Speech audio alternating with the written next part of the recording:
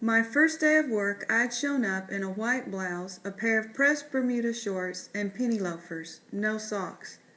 It wasn't the first time I'd been to the rec center, but it was the neatest I'd ever dressed for a visit. On gray winter Sunday afternoons, the Colonel, TJ, and I would play pool on the pockmarked, cigarette-scarred green tables, and I'd wear a sweatshirt and old jeans, happy to be shed of my church clothes for the day. The Colonel was an excellent pool player, and he was teaching me and TJ all of his tricks. My mother did not like this one bit. She thought it was inappropriate for a girl my age, on the very edge of womanhood, to play pool and spend Sunday afternoons in a smoke-filled room alongside young soldiers who were not above using colorful language if the situation called for it. The Colonel, on the other hand, thought any girl worth her salt should be able to shoot a game of 8-ball. So when he told me midsummer that if I didn't get over the fact that my two best friends had moved away within 2 weeks of each other, both of their families reassigned overseas, and if I didn't quit moping around on the living room couch eating Snicker bars and reading old comic books, he'd get me a job peeling tomatoes at the mess hall. I suggested that I could volunteer at the rec center instead. I told him it would give me the opportunity to serve soldiers, which I knew he'd like, since one of his favorite sayings was, "Service to others is the highest calling." I'd never been to the rec center on a weekday morning, and I'd been surprised when no crack of pool balls or ringing pinball machines greeted me my first day of work. The only sound in the whole place was the insect whirl of a ceiling fan and the soft flipping of pages. A soldier sat slouched behind the checkout desk, his face hidden behind a Superman comic book. When he looked up and saw me, he shoved the comic book into a drawer and came to attention. "I'm the new volunteer," I said, hoping the tone of my voice would let him know that comic book reading was fine by me, although I was not a DC Comics fan myself, preferring the Marvel heroes as a general rule. "Are you the person I need to talk to?" He reddened a little and stood. "Private Hollister, miss," he said. "Private First Class Bucky Hollister. My CO told me what your name was, but now I don't rightly remember." I stuck up my hand. "Jamie Dexter. I'm very excited to be working here." Private Hollister looked at my hand as though I had just offered him a live trout to do the tango with. His face got even redder, and so did his ears, which stuck out about a mile in either direction. He couldn't have been a day over 19. "Well, if you want to know the truth," he said, backing away a few steps like he was going to do whatever it took to avoid shaking hands with me, "there's not a whole lot to do here in the mornings. Most guys don't show up until lunchtime." "Maybe you should serve donuts in the morning," I said, an idea that appealed to me as soon as I came up with it. "People will show up early if there are donuts around." "I don't know about that, miss," Private Hollister said. "I'd have to check with my CO." After we'd been playing cards together a week or so, Private Hollister admitted that he never checked anything with his CO. "But if you're still looking for a project, I thought of something you could do," he said to me after he'd written down the scores for our final hand in his notebook. "You know anything about developing film?" "Not really," I told him. "TJ's the photographer in our family. He took pictures for the school paper when it wasn't football season. He printed all the pictures himself. In fact, most of TJ's allowance and his tips from bagging groceries at the commissary went to film, camera equipment, and photography magazines. Most of my allowance went to Archie comics, Snicker bars, and overdue library book finds." "You interested in learning something? Because I've got all these guys who come in here with questions about how to develop their film in the darkroom back there," Private Hollister said, nodding towards the hallway that led to the rec center's arts and crafts area. "Personally, I don't know a thing about it. Might be good if someone who worked here did." "I'd rather play cards," I told him. "I'm not really all that interested in photography." But then I got TJ's first package, and suddenly I was very interested. Chapter 4. TJ's first letter to me wasn't a letter at all. It was a roll of film. The package was waiting on the front hall table when I got home from the rec center on a Friday afternoon. I rushed to tear it open, but my mother stepped in between me and the mail. "Let's wait until your father gets home, honey," she said, picking up the package and holding it out of reach. TJ's first letter from Vietnam is a special occasion. I paced around the house for the rest of the afternoon, wanting so bad to get my hands on that letter, TJ's package. Well, maybe not a big package. Maybe it was more like a padded envelope. But something was in there, something from the war. Every 5 minutes I'd call out to my mother, "The Colonel won't mind if we open it. He's not sentimental about things like letters."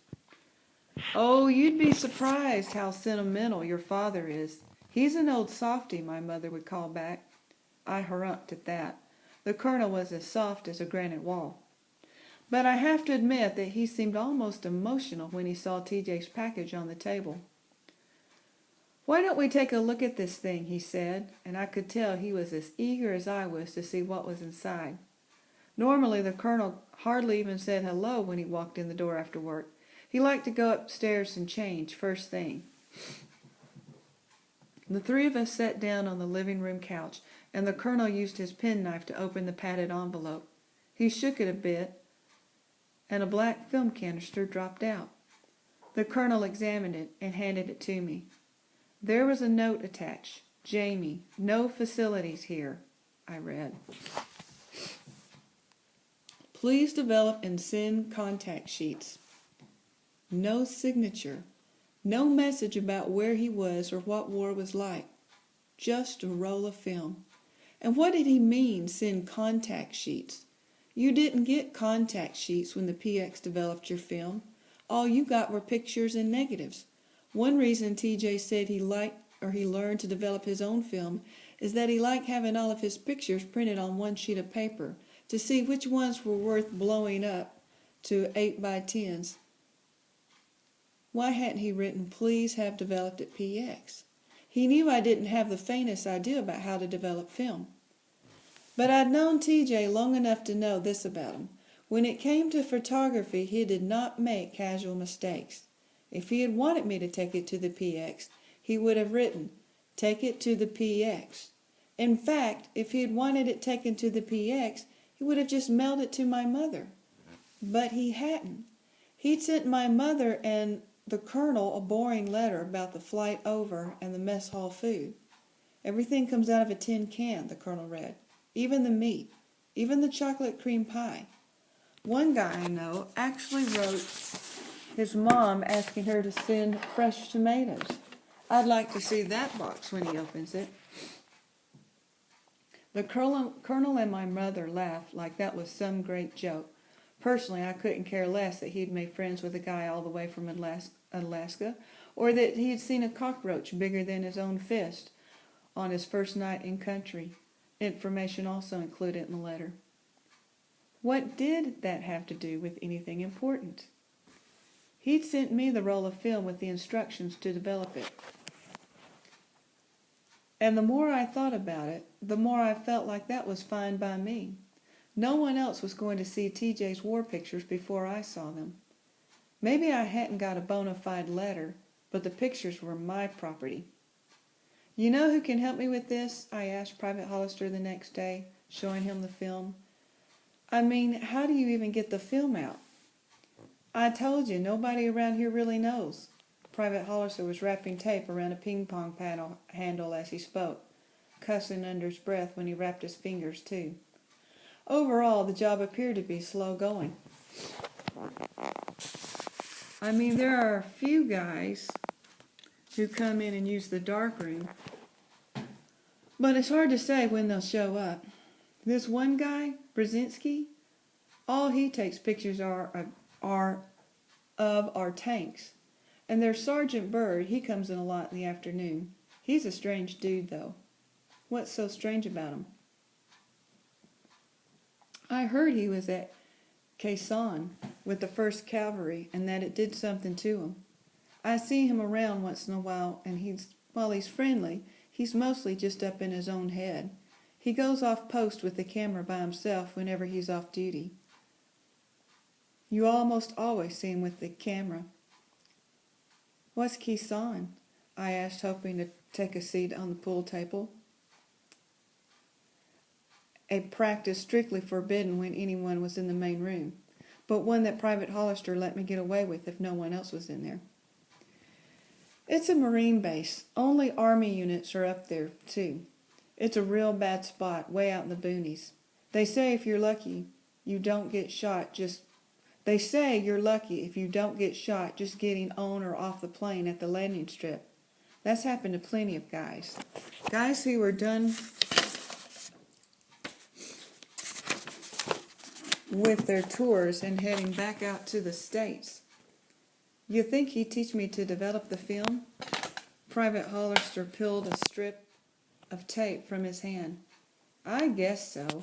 He's strange, but he seems nice enough. Usually you see him here around 3. I was waiting in the dark room at 2:45, clutching TJ's film cartridge in my hand. Butterflies whirled in my stomach as I imagined accidentally exposing the film to the light or dropping it into a sink of developing solution and not being able to get it out. I was dying to know what the war was like. TJ's letter to my parents hadn't said much at all, just that he was adjusting, that he liked the guys in his unit, that he hadn't had to work in a combat situation yet. There was nothing in it that lets you taste the true flavor of war, smell the smoke of bombs, hear the helicopters as they took off from the middle of the jungle. I think you're asking a lot of TJ Sport, the colonel said to me when I complained about his lackluster letter. He's been over there 2 weeks. He hasn't had time to wipe his rear yet, much else. Write us a poem about the joys of Southeast Asia. You think he likes it over there? I asked. We were eating dinner, my mother's famous squash casserole, the colonel's favorite, and I could tell I was wearing him thin with my comments and questions. The colonel liked to be able to savor his food, especially when it came to cheesy casseroles, covered with buttered breadcrumbs, toasted to a golden brown. I think he probably hates it, the colonel replied, his fork halfway to his mouth, strings of cheese stretching to his plate. I think he's probably thinking about this squash casserole right now and remembering how soft his pillow upstairs is.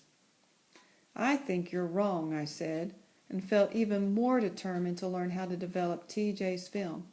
Then the true story would come out, with TJ at the center of it all, the hero of it all.